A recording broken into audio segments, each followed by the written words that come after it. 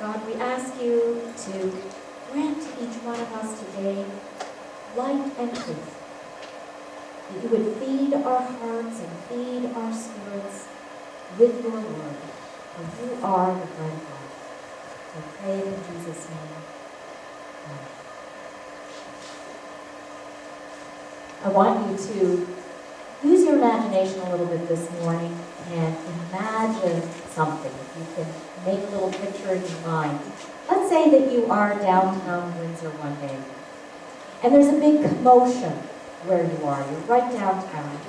People are crowded on the sidewalks, and they seem to be looking up at something ahead. And so you join the crowd, and you try to get in there and see what it is they're all looking at, and then you spot a sleek limousine escorted by a big entourage. And there are police there. They're stopping the traffic to allow this limousine to pass through and make its way. And then you notice a spot where there's a red carpet laid out and a welcoming band there playing music. Wouldn't your natural reaction of curiosity be, who is this? Who could this be? Perhaps you turn to the person next to you and you say, do you know who that is that's in that limousine?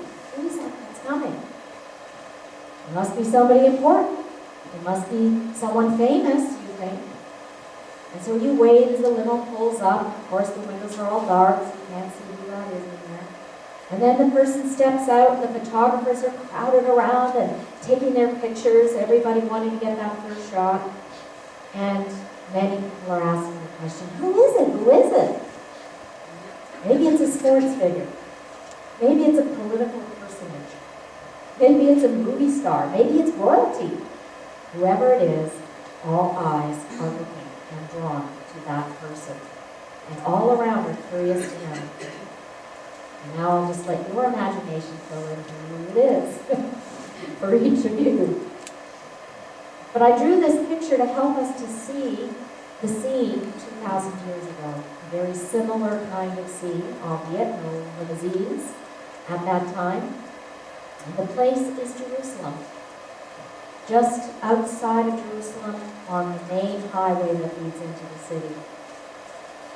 And the time is a week before the Passover festival.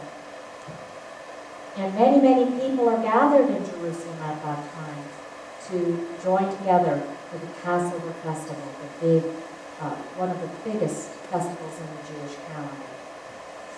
And there is a person arriving at the city that is gathering a great crowd. And that person is Jesus. Matthew tells us the story that as Jesus and his disciples were approaching Jerusalem, Jesus sent two of his disciples ahead with specific instructions. He said, go in the village ahead, and there you're going to find a donkey tied with her colt. Untie them and bring them to me. This shows that Jesus was preparing to make an entrance. Every other time that they'd ever gone up to Jerusalem for the Passover feast, Jesus had simply walked into the city quietly with the disciples with no fanfare whatsoever. They simply had come and arrived, one of the crowd. But this time was different.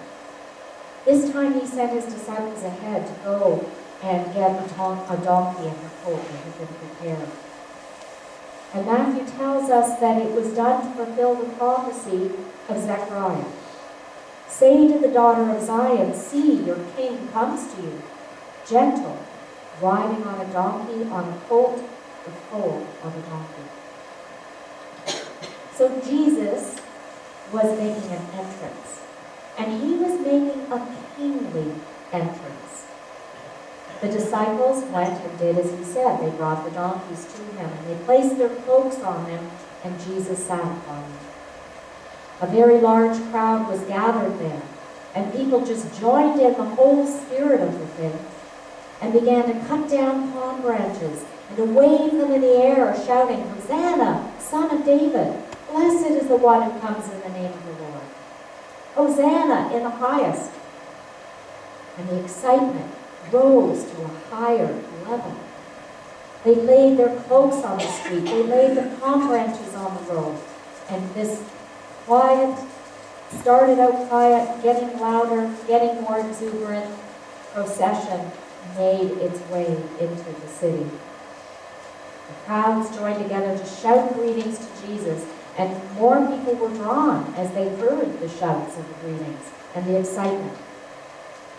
And by the time Jesus entered the city of Jerusalem, Matthew tells us the whole city was stirred, and everyone asked, "Who is this? Who can this be?" that all the crowds are shouting about and greeting. Now, we have to realize this is by no means a subtle entrance into the city. If anything, it had great fanfare. It drew all eyes to the point that Matthew says the whole city was stirred by this event of Jesus' arrival. And so they were welcoming Jesus, and he was not stopping it. Notice that he didn't say, please, no, just put those palms down. Put away those cloaks. He didn't. He rode along and simply received them. "Hail, King of the Jews! Blessed be the one who comes in the name of the Lord." And they were hailing him as king. And there was a purpose to this, I believe, to this dramatic entrance. And it lends itself to drama, because as we reenact it, it just doesn't stir us up. The waving comrades, the procession. And so, as I've said, Jesus was not arriving in a low-key way. It was, in fact, very noticeable, his coming. So then, rather than avoiding his enemies by sneaking into Jerusalem quietly, which might make some sense, because by now there was a huge opposition to Jesus in his ministry, he did the opposite. He actually drew attention to himself. And he drew an increase of hostility from his opponents. His arrival was as if to say, "Here I am. Here I am." And we know that those who opposed were just as stirred up as those who were welcoming Jesus. In fact, as Matthew says, the whole city of Jerusalem was stirred. Jesus was fulfilling the prophecy that was reported in Zechariah. But I don't think he was just going through a shopping list. Okay, we need a donkey, check. We need a new foal, check. No. The prophecy was prophesying this event that was happening and unfolding. And so, yes, he was fulfilling the prophecy, but there was a deep purpose in his coming. And as I was looking at this passage, I was trying to kind of find a key to the purpose, and I found it in two places. I found it in the Greek word that's used for stirred, and I found it in the question, "Who is this?"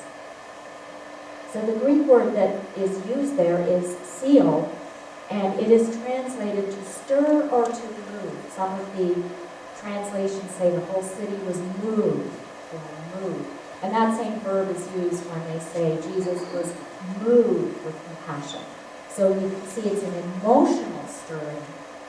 But it's more than just an emotional stirring. The word seal means to rock to and fro, to vibrate, to move, to quake, to shake. And it's the same verb that is used to describe an earthquake. So it could literally be translated, the whole city was shaken with this arrival of Jesus. And so it means to be thrown into a tremor or to be shaken. And that is the actual verb that is used after the crucifixion. Matthew uses it when he describes right after Jesus' death. He says, "The earth shook and the rocks split." That's the word used there, seal. So the whole city was stirred and shaken by the coming of Jesus. In other words, his entrance, his arrival caused a huge reaction. Some positive, lots negative. And it tells us that everyone was involved in this reaction. And I believe this is what the Lord intended, because there was a purpose for him coming to Jerusalem that day. He was walking the final steps of his life on earth. And he was heading toward the cross. And all eyes were focused on him for a reason, because God would be revealing him as the Savior, the Son of God. But at this point, the question that was on everyone's lips was simply, who is this? And the answer that was given is the usual kind of answer. Oh, this is Jesus of Nazareth from Galilee, the prophet. You know how we say we identify ourselves? Someone says, oh, and who are you? Oh, well, I'm so-and-so, and I'm from such and such. I'm from Windsor, Ontario. And I'm a teacher. I'm a minister. I'm retired. I'm a bank teller. I'm a homemaker, whatever. Just those simple questions that we answer, or that someone gives an answer to, where we simply identify who we are, what our name is, where we're from, what our job is. So his answer was, oh, his name Jesus, his hometown Nazareth, the town of Nazareth in the province of Galilee, and his occupation, prophet. So that's what they were answering. But I think we need to go deeper in a deeper way as to who is this? What is the answer to that question? Who is it? Each one of us needs to ask that question. Each one of us needs to seek the answer to who is this one riding on a donkey, hailed as a king, yet coming in so humbly, received with great adulation, but it's just simple palm branches and cloaks off people's shoulders. Who is it? And the prophet Zechariah gives us the clue. He says he is your king. He was the king of Israel. But he is also the king of our soul. He is our creator. He is our maker. He is the King of kings, the Lord of lords. He is the ruler of all. Do we see him in this humble one, riding on a donkey? Zechariah says he comes to you gentle and riding on a donkey. A donkey is hardly a regal, royal mount. A horse and chariots would be probably the usual kind of ride for a king. A donkey is a sweet and gentle creature, certainly not as big and impressive as a horse. So this king is different. He is humble. And so he is the Lamb of God. He is the Savior. He is the one who has come to give his life. He is the one who would soon be rejected by the very people that are shouting Hosanna to him today. He is riding into Jerusalem for a purpose, not to receive the adulation of the people, but to give his life. He came to fulfill the call of God to offer himself upon the cross that awaited him, to give his life for us. And as his opponents were stirred up, everything was set in place for that final arrest and trial and eventual execution. Who is it? Who is this? He is the Son of God and the Son of Man. He is the Savior. He is Jesus, the Lord. As we hear the question, let us answer it from our hearts, not just on the surface. Oh, he lived, 2,000 years ago, Jesus, prophet from Galilee. He came for you and I. He came as our Redeemer. And so this question still has the power to shake us and stir us and move us. So as we hear the question, who is it? My prayer is that each one of us here today can reiterate, this is Jesus, my Savior, the living God, the Son of the living God, my Redeemer and my Lord. And as we answer that question in that way, it changes our lives. It changes and shapes us and renews in us the knowledge of the wonderful gift that God has given to us in salvation through Jesus Christ. Let us pray.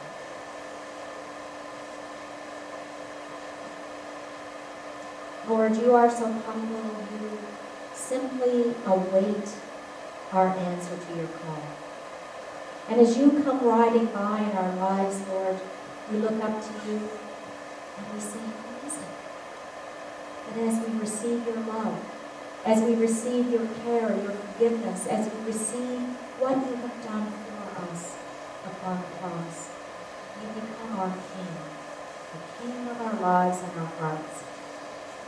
Help us to live and to walk worthy of you, worthy of the marvelous gift of salvation that you have given to us through giving your life. And we praise you